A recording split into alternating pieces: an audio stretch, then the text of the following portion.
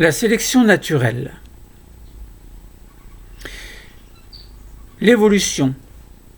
La biodiversité. La Terre est apparue il y a 4,5 milliards d'années à peu près. 1 milliard d'années plus tard, la vie a commencé à se mettre en place. D'un premier individu, on est passé à aujourd'hui une biodiversité que l'on connaît, que l'homme malheureusement a tendance à faire disparaître. Peut-être que la 6e extinction massive se prépare. Mais sans aller jusque-là. Sélection naturelle. Que signifie sélection naturelle ? La sélection naturelle, c'est un mécanisme fondamental qui fait partie de l'évolution. Et la biodiversité en est une conséquence. Globalement, on peut parler par exemple de biodiversité naturelle, de sélection naturelle, en prenant un exemple très simple que nous allons développer d'une autre façon tout à l'heure.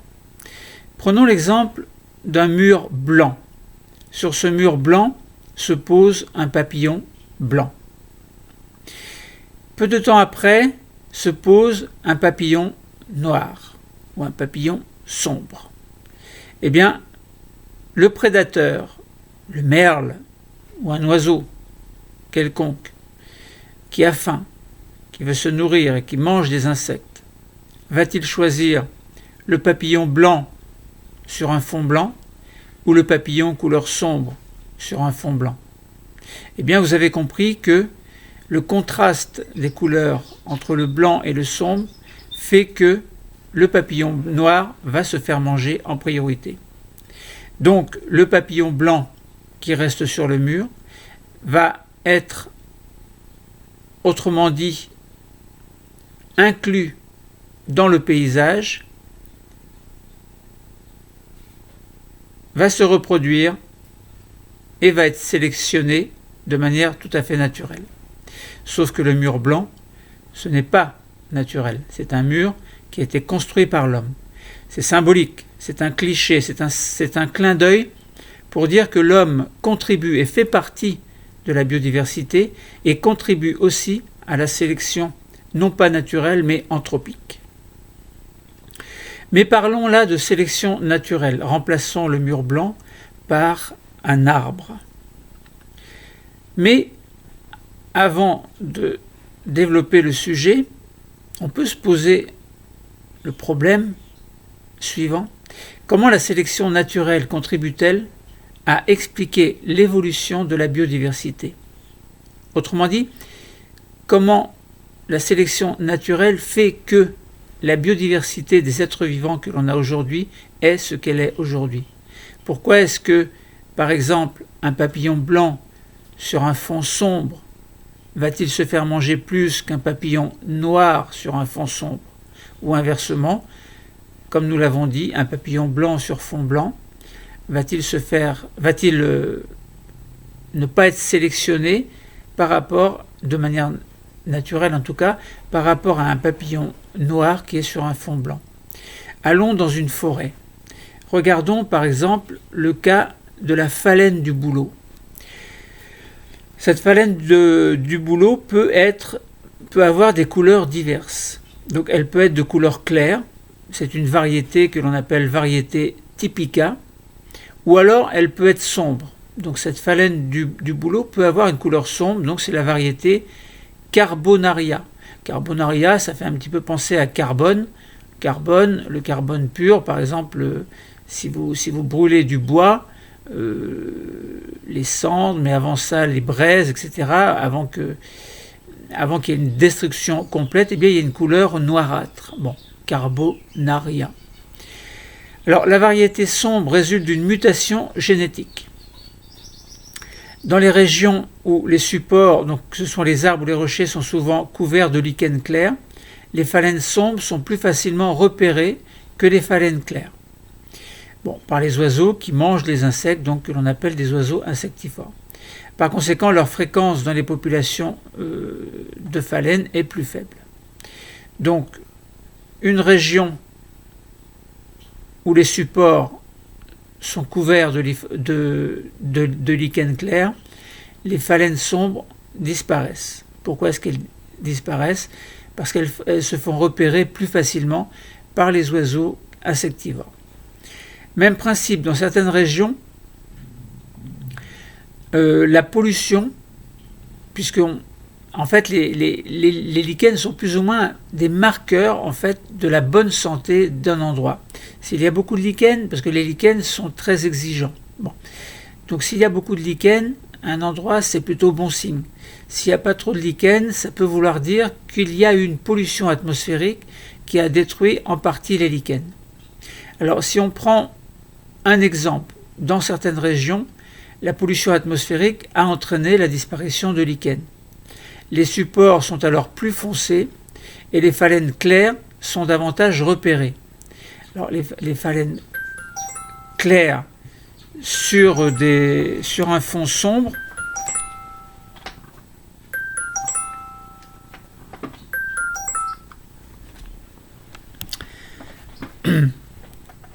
alors les phalènes claires sur un fond sombre donc, sont plus repérées par les insectes, évidemment. Alors si on avait mis par exemple les lichens, donc s'il y avait des lichens de couleur claire, s'ils étaient présents et de couleur claire, bien entendu la phalène du bouleau posée sur ces lichens clairs et dont la couleur se fond au paysage, en fait, il y a ce que l'on appelle un mimétisme, et bien sûr n'aurait pas été repéré par les oiseaux insectivores. Donc les supports sont plus foncés lorsqu'il n'y a pas de lichen clair, et les phalènes claires, dans ce cas-là, vont apporter un certain contraste par rapport à la couleur sombre de l'arbre, et donc évidemment les insectes vont se faire manger par les oiseaux. Donc dans ces conditions, les phalènes sombres ont plus de descendants et sont donc plus fréquents, puisque les phalènes de couleur, admettons la variété typica, donc qui a une couleur claire, va se faire manger, mais la variété carbonaria, qui a une couleur sombre, donc du sombre sur du sombre, dû au fait que les lichens ont disparu, les lichens blancs en tout cas, parce qu'il n'y a pas que des lichens blancs, font que les sombres vont survivre et les clairs vont disparaître. Alors comme les sombres survivent, évidemment la population va augmenter. Donc c'est un petit peu le même principe.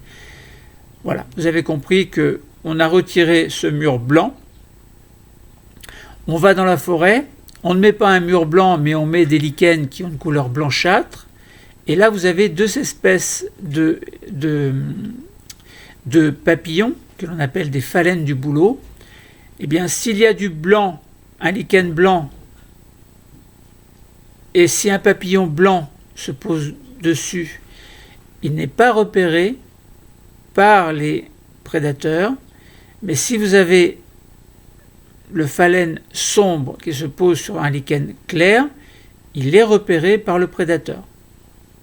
Et là vous avez compris que, même principe, on enlève ces lichens clairs, on ne met rien à la place, on met juste par exemple une écorce d'arbre, une écorce sombre, donc de manière tout à fait naturelle, un arbre pousse, les phalènes vont se poser sur le tronc, donc sur l'écorce, qui est de couleur sombre. Alors, deux cas, si c'est la phalène blanche qui se pose sur l'écorce sombre, elle sera repérée par les oiseaux et se fera manger, sa population va disparaître. Si c'est la phalène sombre qui se pose sur un fond sombre, l'écorce sombre, sa population va croître du fait qu'elle ne sera pas repérée, donc mangée par les prédateurs. Donc là, vous avez compris qu'il y a une espèce de sélection naturelle qui se fait et qui explique une certaine biodiversité et une tendance, par exemple, à l'augmentation de la population de phalènes blancs s'il y a des lichens blancs, et tendance à la disparition des phalènes sombres, et vice-versa. S'il y a dans un milieu naturel une couleur sombre et un papillon sur du sombre, sa population va croître, contrairement aux papillons blancs, qui vont disparaître. Ainsi, donc à partir de deux populations, par exemple, qui pourraient être la même espèce, là on prenait une même espèce, ce sont les phalènes, mais on a pris deux variétés, un peu comme si vous preniez l'espèce des chiens et vous prenez deux races différentes, un bulldog, un cocker, admettons. Vous avez toujours la même espèce. Les deux peuvent s'interféconder, se féconder. Donc ça veut dire, c'est un critère pour dire ils font partie de la même espèce. Mais là, les phalènes, c'est pareil. Vous avez la même espèce, mais deux populations qui se... Alors, on peut prendre la même variété Typica, mais Typica, c'est ce qui est couleur claire. Mais suite à une mutation, eh bien, on peut avoir une variété sombre. Donc ça veut dire qu'on a en fait une même population, et pour une même population située dans deux milieux aux couleurs différentes, eh bien, la sélection naturelle va faire en sorte que l'un ou l'autre va prédominer. Et donc, de ce fait-là, on peut avoir, sur le court terme ou plus ou moins long terme, au fil des générations, on peut avoir une disparition de certaines variétés, et donc un accroissement d'une autre variété. Autrement dit, petit à petit, une espèce peut devenir majoritaire à tel ou tel endroit. Et ce que l'on dit pour les phalènes du bouleau, c'est aussi valable pour n'importe quelle espèce qui aurait son prédateur et qui devrait se cacher ou se fondre dans le paysage. Voilà. Bon. Alors, on peut essayer de voir l'évolution dans le temps de la fréquence d'un allèle. Bon, on a des paramètres de modélisation, on aura une fréquence en pourcentage en fonction des générations. Alors on peut aller de 0 jusqu'à 100 générations. On va avoir ce que l'on appelle une valeur sélective des phalènes sombres 1. Une valeur sélective des phalènes claires 0,6. Dans les paramètres de modélisation. Donc ça veut dire que les mutations, en fait, alors là on va essayer de comprendre pourquoi on parle ainsi. Les mutations sont à l'origine de nouveaux allèles. Bon, on en a parlé, mutation. Un allèle, c'est quoi ? C'est une, si vous prenez un gène, eh bien, différentes variations de ce gène, différentes possibilités d'expression de ce gène, mais lorsqu'il y a une mutation, eh bien, cette expression n'est pas tout à fait la même. À partir d'un gène de départ, l'expression va donner ce que l'on appelle des protéines, qui sont, en employant un autre mot, ce que l'on appelle un phénotype moléculaire. Eh bien, la fonction de cette protéine peut être variable selon qu'il s'agit de l'un ou l'autre des allèles qui s'expriment. Donc, les mutations sont à l'origine de nouveaux allèles, quels que soient les gènes, de toute façon. Là, on va essayer de parler de la fréquence d'un allèle grand N. Bon, essayons de comprendre. C'est le cas des phalènes de couleur sombre. Mutation à l'origine de nouveaux allèles, par conséquent de nouveaux caractères, et c'est le cas des phalènes de couleur sombre. Donc on avait les couleurs claires. Il y a eu la couleur claire qui était due à l'expression d'un certain gène, ou d'un ensemble de gènes éventuellement. Et bien là, on va dire qu'il y a eu une mutation qui a donné une couleur sombre. Bon. Il existe un logiciel que l'on appelle évolution allélique qui permet de modéliser l'avenir possible d'une mutation dans une population de génération en génération en fonction de l'avantage sélectif qu'il procure. Alors, avantage sélectif, là vous avez compris que lorsqu'on avait parlé des phalènes blanches ou sombres qui étaient sur un fond blanc ou sombre, donc ces phalènes vont voir leur population augmenter ou au contraire diminuer. Bon. Donc on peut avoir un avantage sélectif si par exemple une phalène claire se pose sur un milieu clair. C'est un avantage sélectif. La couleur claire va lui permettre de survivre par rapport aux phalènes sombres. Dans la simulation dont je vais vous parler après, donc concernant la fréquence en pourcentage en fonction du nombre de générations, eh bien, donc dans la simulation, la fréquence de l'allèle Carbonaria, qui est donc qui sera dominant, est noté grand N. Dans cette modélisation, donc l'allèle grand N est très peu répandu dans la plupart des populations de départ, en fait. Et l'allèle N, donc peu répandu, on l'a dit, donc de la population de départ, a une fréquence initiale que l'on fixe arbitrairement à 1%. Bon. Mais les porteurs de la mutation sont avantagés par rapport aux phalènes de couleur claire, ils se reproduisent donc davantage. Donc la valeur sélective, c'est une unité arbitraire qui est comprise entre 0 et 1, et elle exprime la plus ou moins grande réduction de chacun des phénotypes, c'est-à-dire le phénotype résulte de l'expression d'un gène, du génotype si on parle de manière plus globale. 1 correspond à une reproduction maximale. Donc là on voit que au départ, sans qu'il y ait 2 générations, on a une fréquence de population de l'allèle grand N, enfin donc des phalènes de bouleau portant l'allèle grand N en tout cas, qui est de 0, parce que s'il n'y a pas de population, il y a 0. Pour 50%, donc fréquence en pourcentage, donc pour 50%, on avait, au bout de 100 générations, pas 100 générations, mais au bout de 10 générations à peu près, on avait atteint ce pourcentage de 50%. Ce pourcentage de fréquence de 100% est atteint pour 20 générations à peu près. Donc ça veut dire qu'au-delà, il y a de grandes chances que la population de phalènes de couleur sombre soit conservée. Et c'est effectivement le cas, parce que même au-delà de 100 générations, enfin au moins jusqu'à 100 générations, donc entre 20 et 30 générations à peu près, la fréquence en pourcentage atteint pratiquement 100%.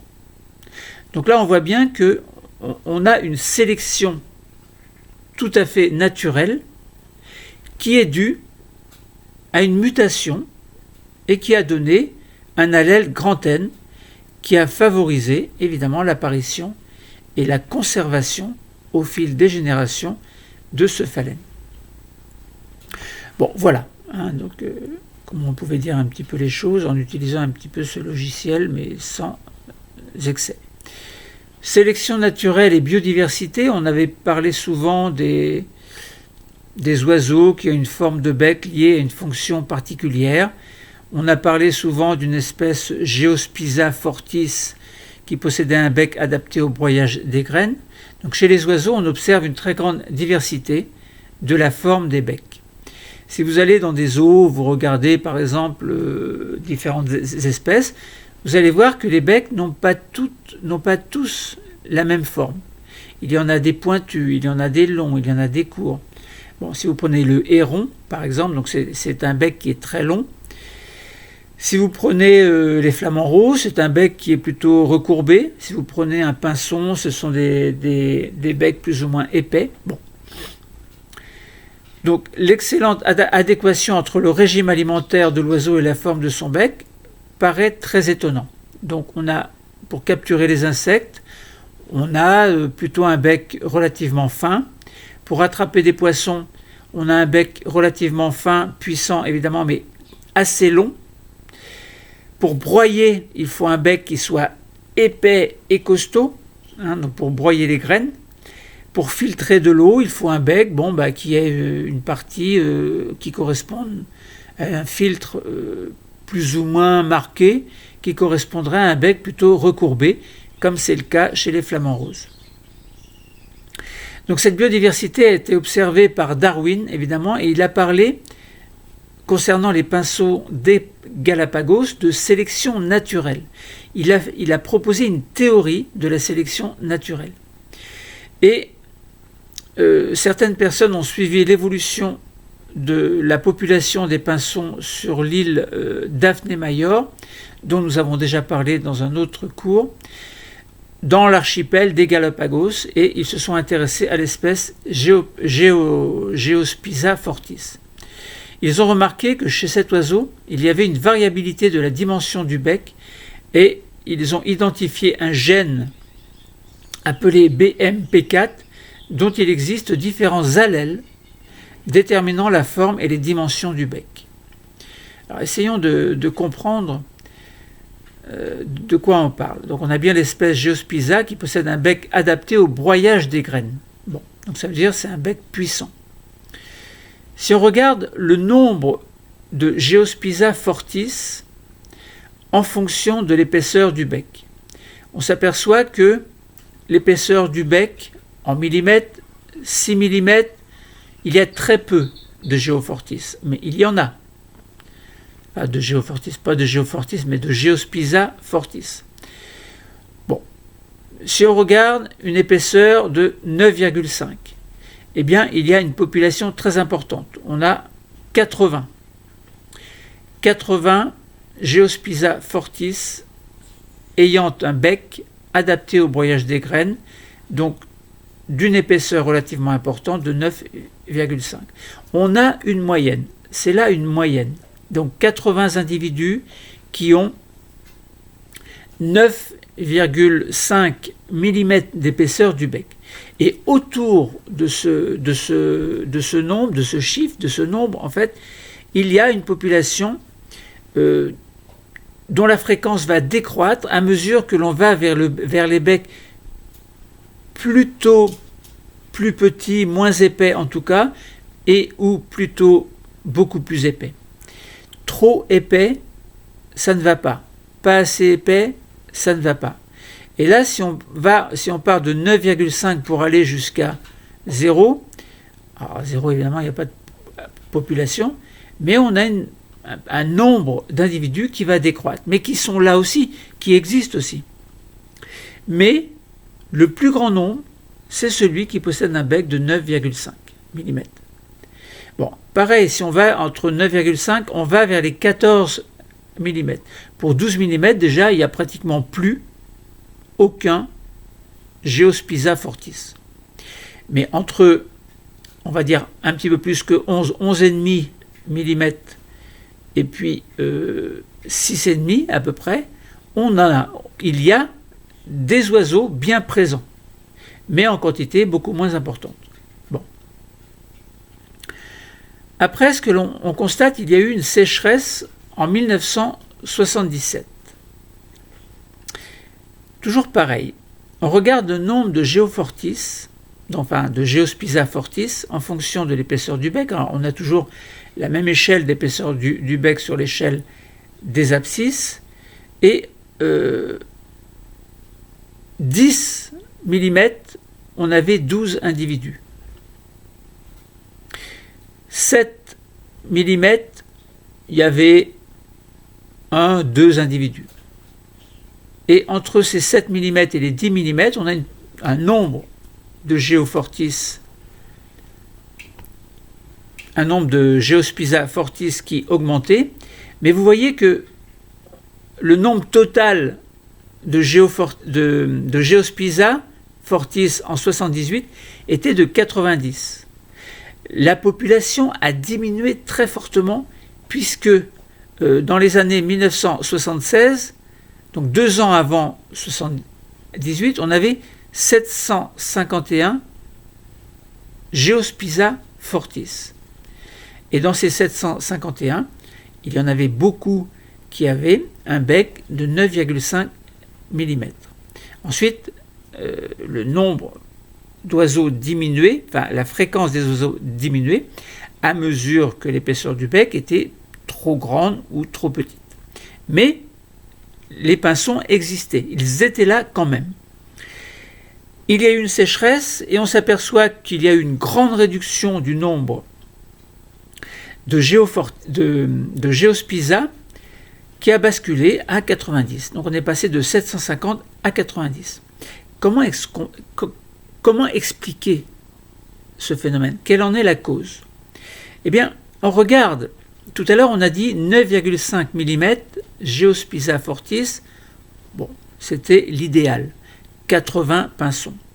Ensuite, 10 mm, 10,5 eh bien, c'est le nombre total et majoritaire, que 12 évidemment, mais 12 sur 90, eh bien, c'est déjà pas mal. Donc on peut comprendre que la sécheresse est en cause, puisqu'en 1977, donc un an après 751 pinsons et 90 pinsons, vous voyez, il y a eu une réduction très très importante.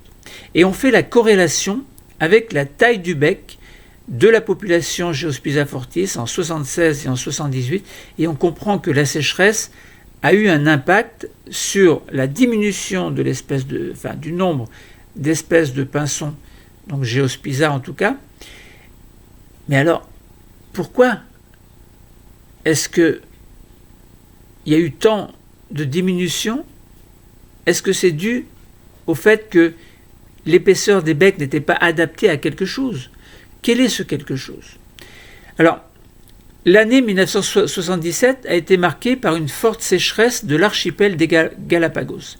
Les graines sont devenues moins abondantes et beaucoup plus dures, et donc beaucoup plus difficiles à broyer. Donc si on regarde les deux graphiques, ils présentent des résultats de mesure de la taille du bec avant et après l'année de sécheresse. Le graphique grand D qui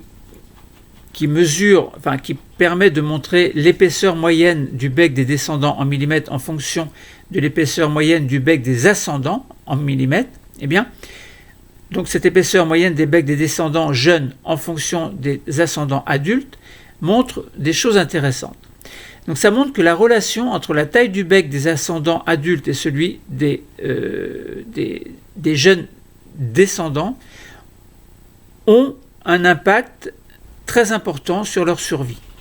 En effet, on constate qu'on a une courbe de tendance qui a tendance, entre guillemets, à croître entre 7 et 11, on va dire, millimètres concernant l'axe désordonné, et entre 7 et 11 mm concernant l'épaisseur des ascendants en millimètres. Et on voit plein de petits points noirs qui montrent que ce qui est favorisé, en fait, c'est l'augmentation de l'épaisseur du bec. Plus le bec est épais, et plus le broyage des graines est possible. Mais il y a un nuage de points qui se situe entre 9, 10, voire 10,5 mm. Donc tout ce qui est globalement entre 8,5 et 10,5 mm est favorisé. Autrement dit, là, on voit bien que même par rapport à une catastrophe naturelle, l'épaisseur du bec est un critère sélectif très important. Voilà, donc on a pu comprendre pourquoi la sélection naturelle est à l'origine d'une évolution de la biodiversité. Biodiversité concernant la phalène du bouleau, biodiversité concernant l'épaisseur du bec qui favorise les espèces qui sont capables de broyer de manière efficace avec un bec, par exemple, dont l'épaisseur est située entre 8,5 et 10,5 mm. Concernant les phalènes du bouleau, je n'y reviens pas, mais nous avons bien montré que la sélection naturelle est un critère très important et peut s'expliquer de manière tout à fait logique. La sélection naturelle contribue à expliquer l'évolution de la biodiversité. Les mutations sont en cause. Le cours est terminé. Merci.